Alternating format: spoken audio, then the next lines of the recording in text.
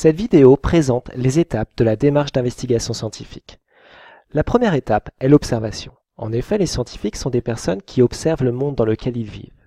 Ils peuvent l'observer à l'œil nu ou bien utiliser des outils tels que les loupes, les microscopes, les télescopes ou d'autres appareils de mesure.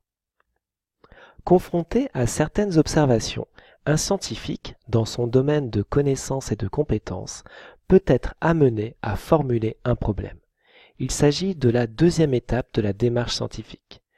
Un problème s'énonce toujours à la forme interrogative. La troisième étape de la démarche scientifique consiste à proposer des hypothèses.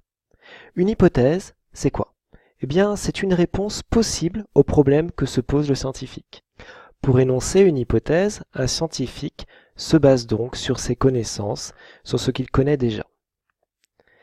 Mais cette réponse est incertaine. Il va donc falloir vérifier si oui ou non elle est valide.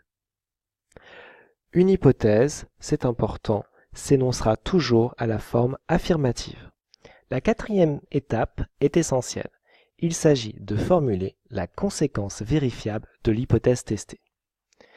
Cette étape est une étape de logique, dans laquelle le scientifique considère que son hypothèse est juste.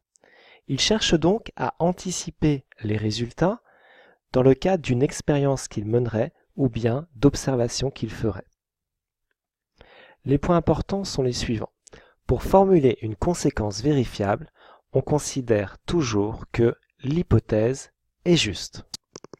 Dans ce cas, le scientifique peut prévoir les résultats qu'il va obtenir dans le cadre d'une expérience qu'il va mener. En effet, s'il fait varier un paramètre et que son hypothèse est bonne, alors le scientifique sait les résultats qu'il devrait obtenir. C'est important, car s'il obtient ces résultats, cela voudra dire que son hypothèse est bonne. Inversement, s'il n'obtient pas les résultats qu'il attendait, cela signifiera que l'hypothèse est fausse.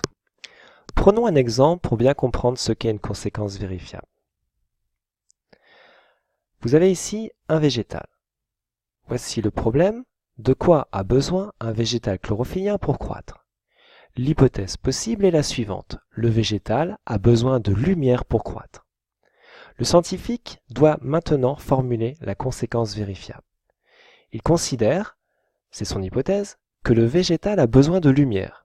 Il peut donc imaginer une expérience où il va enlever la lumière au végétal chlorophyllien. Si son hypothèse est bonne, alors les résultats qu'il obtiendra seront les suivants. Le végétal ne grandira pas. Le scientifique va donc formuler sa conséquence vérifiable de la façon suivante. Si je place un végétal chlorophyllien plusieurs jours à l'obscurité, alors il ne devrait pas croître. Si on regarde bien comment est construite la conséquence vérifiable, on constate qu'après le si, eh bien, il faut écrire le paramètre que l'on fait varier, et après le alors, on écrit le résultat que l'on doit obtenir si l'hypothèse est bonne. Si on résume, les conséquences vérifiables permettent les points suivants. D'abord, anticiper l'expérience ou les recherches que l'on doit mener pour tester notre hypothèse. Elles permettent ensuite de prévoir les résultats que l'on doit obtenir afin que l'on puisse valider notre hypothèse. C'est donc une étape essentielle de la démarche scientifique qu'il vous faudra toujours réaliser. Vous formulerez toujours la conséquence vérifiable sous la forme si, alors. La cinquième étape consiste à élaborer l'expérience liée à votre hypothèse. Pour cela, voici les points importants. Vous devez savoir qu'une expérience ne doit tester qu'une seule hypothèse. De plus, il ne faut faire varier qu'un seul paramètre lors de votre expérience. C'est naturellement le paramètre lié à votre hypothèse. Dans notre exemple précédent, il s'agira de faire varier l'intensité lumineuse, placer la plante soit à l'obscurité ou bien soit à la lumière. Cela veut dire que, et c'est le troisième point important, il faudra toujours penser à une expérience témoin de façon à comparer les résultats. Si des réactifs sont nécessaires pour réaliser votre expérience, il sera important de les présenter, ne pas simplement les nommer. Ainsi, par exemple, vous pourrez expliquer que vous allez utiliser de l'eau iodée. Il s'agit d'un réactif naturellement orange et qui devient brun en présence d'amidon. C'est un exemple parmi tant d'autres. Enfin, Pensez toujours à la durée nécessaire pour votre expérience. En effet, certains phénomènes sont rapides à observer. On observe le résultat au bout de quelques secondes ou bien au bout de quelques minutes, mais d'autres phénomènes sont beaucoup plus longs et le résultat n'est observable qu'au bout de plusieurs jours, voire plusieurs semaines. Il est important de présenter correctement vos expériences et le plus rigoureux est de les présenter sous la forme d'un schéma complet et soigné. La 6e étape consiste à communiquer les résultats obtenus dans l'expérience. Pour cela, on peut choisir différents moyens selon l'expérience et selon les résultats. Cela peut être des schémas, cela peut être un tableau de mesure, ou bien encore des dessins d'observation, voire des graphiques ou bien des images numériques. Dans tous les cas, quel que soit le moyen choisi, il est très important que vous pensiez à annoter vos résultats, c'est-à-dire mettre des légendes, mettre un titre, préciser les différentes étapes lorsque, par exemple, la plante était à l'obscurité ou à la lumière. La 7e étape consiste à analyser les résultats que vous avez obtenus.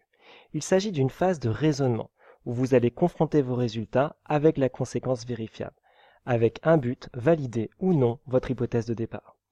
Votre raisonnement devra être structuré et faire appel à des connaissances. Ces connaissances peuvent être dans les documents qui accompagnent l'exercice ou bien des connaissances de cours.